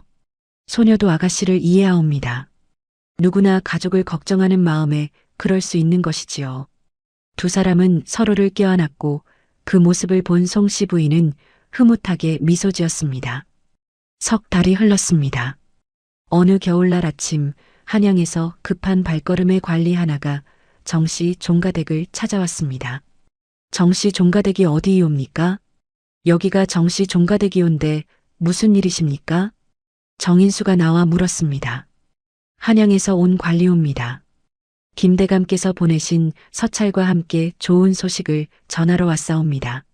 관리는 품에서 서찰과 함께 또 다른 문서를 꺼냈습니다. 김대감께서 조정에 상소를 올려 마침내 허어이의 명예가 회복되었사옵니다. 정말이옵니까? 옥년이 급히 나와 물었습니다. 그렇다옵니다. 조정에서 허어이는 억울하게 죽은 충신으로 인정하고 그 명예를 회복시켰사옵니다. 그리고 당시 몰수되었던 가문의 재산도 모두 돌려주기로 했사옵니다. 관리는 문서를 옥년에게 건넸습니다. 이것은 한양에 있는 허어이의 옛집과 약재 창고 그리고 논밭의 문서옵니다. 모두 정옥년 아가씨에게 돌아가는 것이옵니다. 옥년은 떨리는 손으로 문서를 받았습니다. 3년 전 아버지가 역적으로 몰려 모든 것을 잃었을 때 그녀는 다시는 이것들을 볼 수 없을 것이라 생각했습니다. 하지만 지금 아버지의 명예와 함께 모든 것이 돌아온 것입니다. 아버님, 아버님의 억울함이 풀렸사옵니다. 옥년은 하늘을 향해 절을 올리며 눈물을 흘렸습니다. 관리는 계속해서 말했습니다. 그리고 이것만이 아니옵니다. 임금께서도 이 소식을 들으시고 크게 기뻐하시며 허어이의 딸이 아버지의 의수를 이어받아 백성을 치료하고 있다는 말씀을 들으시고 특별한 하자품을 내리셨사옵니다. 관리는 또 다른 보자기를 풀었습니다. 그 안에는 임금께서 하사하신 비단과 은자 그리고 특별한 은패가 들어 있었습니다. 이 은패는 어의 신표입니다. 이것을 가진 자는 어디서든 의수를 펼칠 수 있으며 궁궐 출입도 가능하옵니다. 임금께서 정옥년 아가씨를 정식 여의로 임명하신 것이옵니다. 마을 사람들이 모두 모여들어 환호했습니다. 아이고, 우리 새댁이 임금님으로부터 하사품을 받으셨네. 이제 정식 여의가 되셨구나. 정씨 종가댁에 정말 큰 복이 들어왔구나. 송씨 부인은 며느리를 꼭 껴안았습니다. 옥년아, 정말 자랑스럽구나. 내 아버지께서도 하늘에서 얼마나 기뻐하시겠느냐. 어머님, 이 모든 것이 어머님 덕분이옵니다. 어머님께서 소녀를 믿어주시고 지켜주셨기에 가능한 일이었사옵니다. 관리는 김대감의 서찰도 전했습니다. 서찰에는 이렇게 적혀 있었습니다. 옥년아, 내 아버지의 명예가 회복되었다. 이제 너는 당당하게 의수를 펼칠 수 있느니라. 하지만 한양으로 올라오지 않아도 좋다. 내가 있는 그곳에서 백성들을 치료하는 것이 더 큰 의미가 있을 것이다. 내 아버지도 그것을 원하실 것이다. 옥년은 서찰을 읽으며 눈물을 흘렸습니다. 그로부터 몇 달이 지났습니다. 봄이 다시 찾아왔고 산등성이에는 진달래가 피기 시작했습니다. 그리고 어느 봄날 옥년은 임신을 했다는 것을 알게 되었습니다. 어머님, 소녀가 아이를 가진 것 같다옵니다. 정말이냐? 송씨 부인은 기쁨에 겨워 며느리를 껴안았습니다. 아이고, 하늘이시여. 드디어 손주를 보게 되었구나. 정인수도 너무 기뻐서 어쩔 줄을 몰랐습니다. 부인, 정말이요? 우리에게 아이가 생긴다니.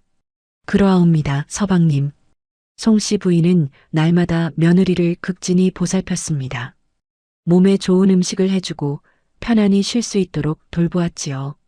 마을 사람들도 임신 소식을 듣고 하나둘씩 축하를 전하러 왔습니다. 옥년은 임신 중에도 계속해서 마을 사람들을 치료했습니다. 물론 무리하지 않는 범위 내에서였지요. 여인들의 병을 진찰하고 아이들의 작은 병을 고쳐주고 노인들의 통증을 덜어주었습니다. 새댁, 몸조리를 하셔야지 어찌 이렇게 바쁘게 움직이시옵니까? 괜찮사옵니다. 소녀가 할 수 있는 일을 하는 것뿐이옵니다. 그리고 마침내 가을이 다시 찾아왔을 때 옥녀는 건강한 사내 아이를 낳았습니다. 으앙, 으앙. 아이의 첫 울음소리가 정씨 종가댁에 울려 퍼졌습니다. 아들이옵니다. 건강한 사내 아이옵니다. 산파의 외침에 송씨 부인은 두 손을 모아 하늘을 향해 절을 올렸습니다. 하늘이시여, 감사하옵니다. 드디어 정씨 종가의 대를 이을 손주를 보게 되었사옵니다. 정인수도 아들을 처음 안아보는 순간 눈물을 흘렸습니다. 우리 아들이로구나. 송씨 부인은 손주를 안고 옥년에게 말했습니다. 옥년아, 정말 고맙구나. 내가 이 집안에 들어와 대를 이어주었구나. 어머님, 소녀가 더 감사합니다. 어머님께서 소녀를 받아주셨기에 이 모든 것이 가능했사옵니다. 아이는 외할아버지 어이의 어질인자와 송씨 부인이 지어준 후알 후자를 받아 정인우라 이름 지어졌습니다.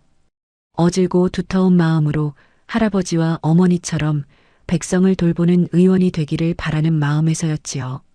세월이 흘러 인우는 무럭무럭 자랐습니다. 정씨 종가댁은 날이 갈수록 번창했습니다. 옥년이 한양에서 돌려받은 재산으로 마을에 약재밭을 일구고 가난한 백성들을 위한 무료진료소도 열었습니다. 송씨 부인은 손주를 무릎에 앉히고 이야기를 들려주었습니다. 인우야, 내 외할아버지께서는 임금님을 모신 훌륭한 의원이셨단다. 그리고 내 어머니도 아버지의 뒤를 이어 백성을 치료하는 훌륭한 의녀가 되셨지. 할머니, 저도 어머니처럼 훌륭한 의원이 되고 싶어요. 그래, 우리 손주가 장하구나. 분명 그렇게 될 것이다. 어느 여름날 정씨 종가댁에 다시 한번 김대감이 찾아왔습니다. 아이고, 대감마님, 어찌 이 먼 곳까지. 옥년이와 손주를 보러 왔네. 김대감은 이제 더욱 나이가 들어 허리가 구부정했지만 여전히 눈빛만은 또렷했습니다. 이 아이가 인우로구나. 어질고 두터운 마음씨를 지닌 의원이 되라는 뜻이 담긴 좋은 이름이로구나. 대감 어르신, 어서 안으로 드시옵소서. 김대감은 며칠을 머물며 인우에게 의서를 가르쳐 주었습니다. 비록 어린아이였지만 인우는 할아버지와 어머니의 피를 이어받았는지 의술에 큰 관심을 보였지요. 대감 어르신께서 이 아이를 봐주시니 소녀는 마음이 놓이옵니다. 이 아이는 분명 훌륭한 의원이 될 것이네. 내 아버지와 내가 걸었던 길을 이어갈 것일세. 세월이 더욱 흘러 송씨 부인의 머리는 완전히 휘어졌지만 여전히 건강했습니다. 어느 가을 저녁 온 가족이 마루에 둘러앉아 있었습니다. 송씨 부인, 정인수, 옥년, 그리고 이제 10살이 된 인우까지. 할머니, 제게 또 옛날 이야기 해주세요. 또 들으려무나? 벌써 몇 번을 들었는데. 좋아요. 할머니가 어머니를 처음 만난 이야기요. 송씨 부인은 손주를 무릎에 앉히고 이야기를 시작했습니다. 옛날 옛적의 말이다. 할머니가 대문 앞에서 한 여인을 발견했단다. 그 여인은 굶주려 쓰러져 있었지. 인우는 할머니의 이야기를 들으며 눈을 반짝였습니다. 그래서 할머니께서 어머니를 집으로 들여보내신 거예요? 그렇단다. 할머니는 내 어머니의 눈빛을 보고 알았지. 이 사람은 보통 사람이 아니라는 것을 말이다. 마당에서는 인우가 눈사람을 만들고 있었고 정인수가 아들을 도와주고 있었습니다. 아버지, 이게 외할아버지 눈사람이에요. 그래, 잘 만들었구나. 외할아버지께서 하늘에서 보고 계실까요? 물론이지. 내 외할아버지께서는 항상 우리를 지켜보고 계신단다. 인우는 하늘을 올려다보며 손을 흔들었습니다. 외할아버지, 저 잘 크고 있어요. 나중에 외할아버지처럼 훌륭한 의원이 될 거예요.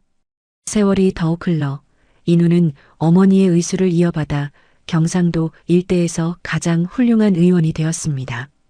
그가 백성들을 치료하며 남긴 의술 기록들은 후대 의원들에게 큰 도움이 되었고 특히 부인병과 소아가 분야에서는 그를 따를 자가 없었다고 전해집니다. 그리고 그의 명성은 조정에까지 알려져 여러 차례 한양으로 올라와 달라는 부름을 받았지만 인우는 늘 이렇게 대답했다고 합니다. 소인의 뿌리는 이곳에 있사옵니다. 할머니와 어머니께서 백성을 위해 의술을 펼치신 이곳에서 소인도 그 뜻을 이어가고자 하옵니다.